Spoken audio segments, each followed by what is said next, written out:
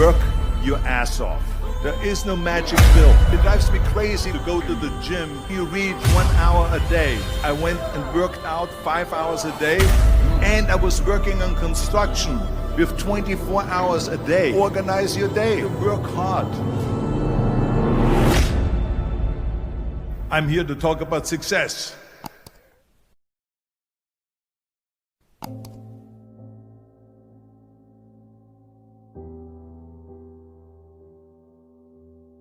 I went to college. I went and worked out 5 hours a day, and I was working on construction, because in those days in bodybuilding there was no money. I didn't have the money for food supplements or anything, so I had to go to work. So I worked on construction. I went to college. I worked out in the gym, and at night from 8 o'clock at night to 12 midnight I went to acting class 4 times a week. So I did all of that. There was not one single minute that I wasted. And this is why I'm standing here today. With the age of 20, I went to London and I won the Mr. Universe contest as the youngest Mr. Universe ever. And it was because I had a goal. You see, if you don't have a vision of where you go, and if you don't have a goal where you go, you drift around and you never end up anywhere. 74% hate their job in America. The majority of people don't like what they're doing, because they're really not doing it because they didn't have a goal and they followed this goal.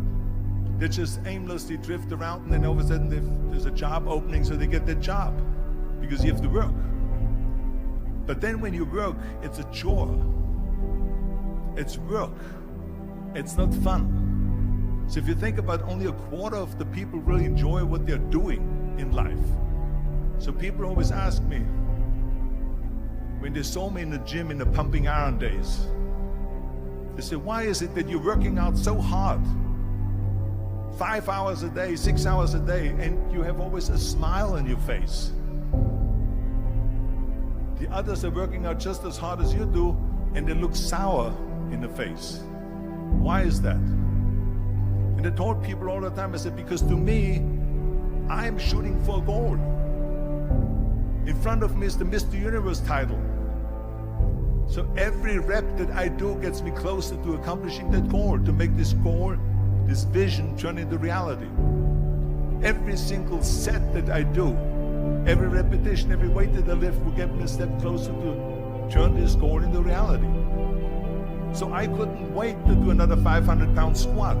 I couldn't wait to do another 500-pound bench press. I couldn't wait to do another 2,000 reps of sit-ups. I couldn't wait for the next exercise.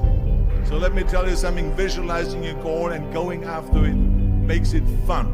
You got to have a purpose no matter what you do in life. You got to have a purpose. And Muhammad Ali worked his butt off, and I saw it firsthand. And I remember that there was a sports writer that was there in the gym when he was working out and he was doing sit-ups. And they asked him, how many sit-ups do you do?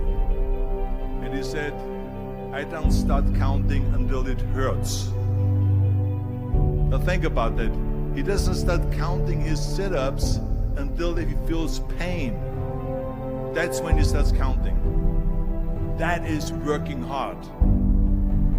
And so you can't get around the hard work. It doesn't matter who it is.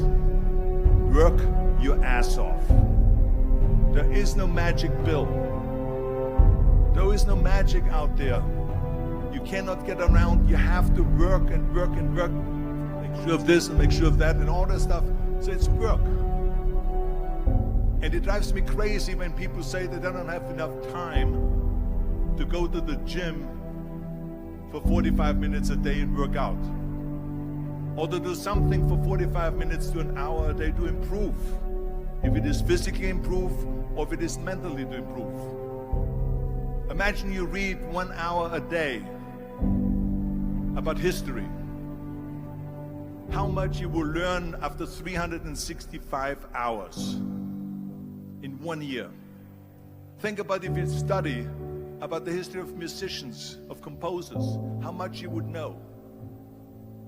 Imagine if you would work on a business, on some business that you want to develop every day for an hour. Imagine how further along you will go and get. So it drives me nuts because when people say we don't have the time, we have 24 hours a day. We sleep 6 hours a day, so that gives you still 18 hours. And there's someone shaking their head out here in front to say probably, I don't sleep 6 hours, I sleep 8 hours, right? Or just sleep faster. So we have 18 hours a day. The average person works around 8 to 10 hours. So let's assume it's 10 hours, so we have 8 hours left. Then you travel around an hour a day, maybe 2 hours a day. So now you have still 6 hours left. So what do you do with these 6 hours? What do you do with these 6 hours? Then we eat a little bit, then we schmooze a little bit, talk a little bit to people and all that stuff. But you can see how much time there is available if you organize your day. So you got to work hard. I hate plan B. And I tell you why. Because we have so many doubters, as I've said earlier, the no-sayers. We have so many of those people that say no, and you can't do it, it's impossible.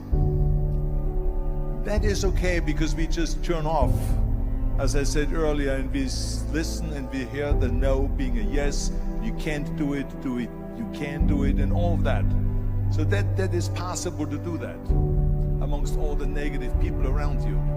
But when you start doubting yourself, that's very dangerous. Because now what you're basically saying is that if my plan doesn't work, I have a fallback plan, I have a plan B. And that means that you start thinking about plan B, and every thought that you put into plan B, you're taking away now that thought and that energy from plan A.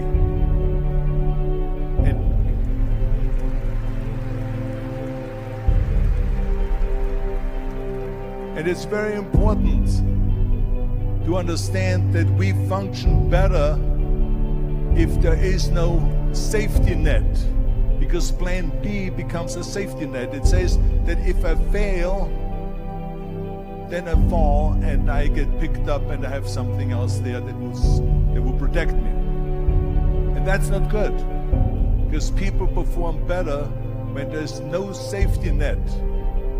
People perform better in sports and everything else if you don't have a plan B. I'm telling you, I've never ever had a plan B. I made a full commitment that I'm gonna go and be a bodybuilding champion. I made a full commitment that I'm gonna be in America. I made a full commitment that I'm gonna get in the show business and I'm going to be a leading man. No matter what it takes, I will do the work. I will do the work over and over and over until I get it. And the same was in politics and everything like that. So to me, it is very dangerous to have a plan B, because you're cutting yourself off from the chance of really succeeding. And the reason, one of the main reasons why people want to have a plan B is because they are worried about failing. What is if I fail, then I don't have anything else? Well, let me tell you something, don't be afraid of failing, because there's nothing wrong with failing. You have to fail in order to climb that ladder. There's no one that doesn't fail. Michael Jordan said in one of his interviews, when they said, "You're unbelievable, you're the greatest basketball player of all times." I mean, tell me about that. And he says, well, you're just mentioning the successes. But he says, for me to become the greatest basketball player, I missed 9,000 shots when I was playing basketball at the NBA games. So during these games that he was so successful, he missed 9,000 shots. Does it make him a failure? No. He's one of the greatest basketball players of all times, but he failed 9,000 times. Do you get it? We all fail. It's okay.